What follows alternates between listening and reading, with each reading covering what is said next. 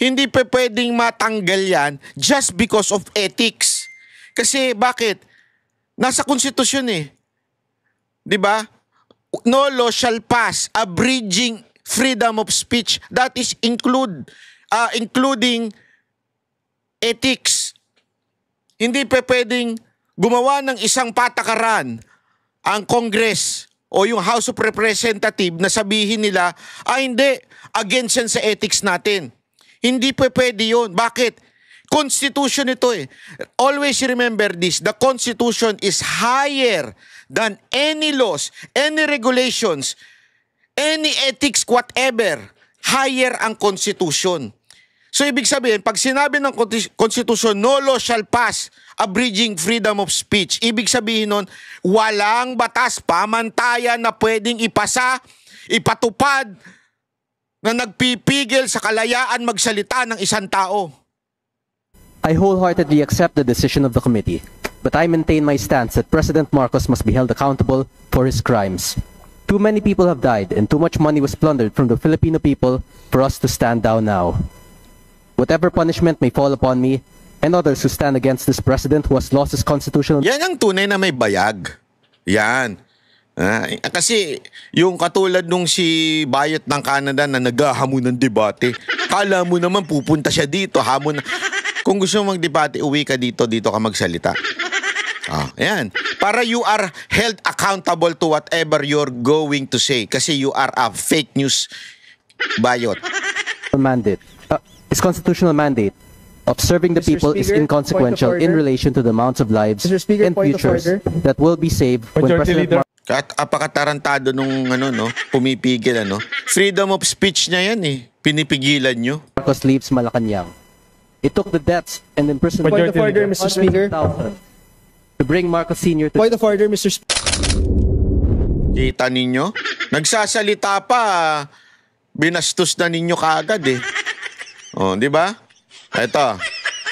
Mr. Speaker, after a thorough deliberation on the case, the committee finds that the actions of Rep. Barsaga in posting incendiary social media content through his Facebook accounts and in retaining and failing to remove publicly viewable, inappropriate, and indecent photos to be unparliamentary and unbecoming of a House member, taken in their entirety, the actions of Rep. Barsaga bring contempt, discredit, and disrepute to the name of the House of Representatives.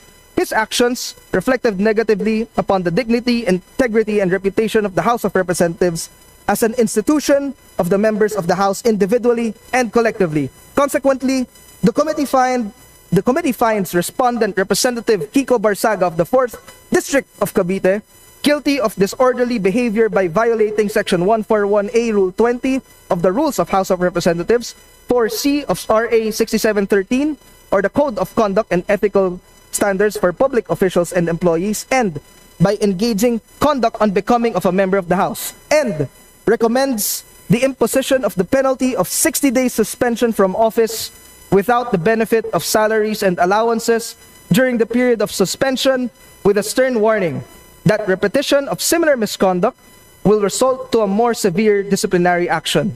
In addition, Mr. Speaker, the committee recommends that the respondent Barsaga be directed to remove all 24 social media posts subject of this case within 24 hours from adoption of this report in the plenary. Alam mo, grabe yan ha. Grabe yan mga kababayan ha. Ang ganda nga nung sinabi kanina ng isang congressman eh. Inalimbawa niya yung yung Bill of Rights, yung may karapatan tayo na sabihin ang ating saloobin. Sabi niya doon, napakaganda nung bahagi na sinabi niya na kahit hindi mo ito gusto o kahit hindi mo gusto yung pamamaraan ng pagsalita ng isang tao, hindi ka pwedeng pigilan. Hindi mo pwedeng pigilan yung tao na yun. Kahit pa hindi parang nasa norm yung pagsasalita. Kasi it's freedom of speech. It's talagang matindi. Unless, isa lang naman ang dyan ang parang exemption dyan eh. Kung yung sinasabi mo magkukos na makakapatay ng tao o magbabanta ka sa isang tao, yan. Pero yung sabihin mo lang yung saloobin mo sa isang namumuno, halimbawa si Marcos o kaya si Romualdez o kaya kung sino pa man, ay yan ho ay kalayaan mo. Even if it doesn't sound good or it doesn't sound decent. Diba? Kalayaan mo yan. Kaya nga alam mo, sa ibang bansa, ang tindi ng awayan sa House yung sa Congress nila, yung kanilang mga senators, mga congressman, kasi malaya sila Malaya sila ng kanilang pamamaraan, di ba? Although yung iba umaabot na sa suntukan, yun, ibang usapan naman yun, violente na yun, dapat talagang hinuhuli yun. Pero kung ikaw ay salitaan lamang, abay dapat bigyan niya ng kalayaan even if you don't like it or the way kung paano niya sinabi yun, kahit ayaw mo, kalayaan niya yan, hindi pwedeng pigilan.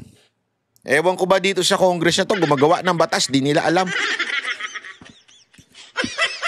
Ngayon, mantakin mo pinabubura pa yung social media post ni Kiko Barsaga. Ayan sinabi pinabubura 4 hours from adoption of this report that the respondent Barsaga be directed to remove all 24 social media posts subject of this case within 24 hours from adoption of this report in the plenary.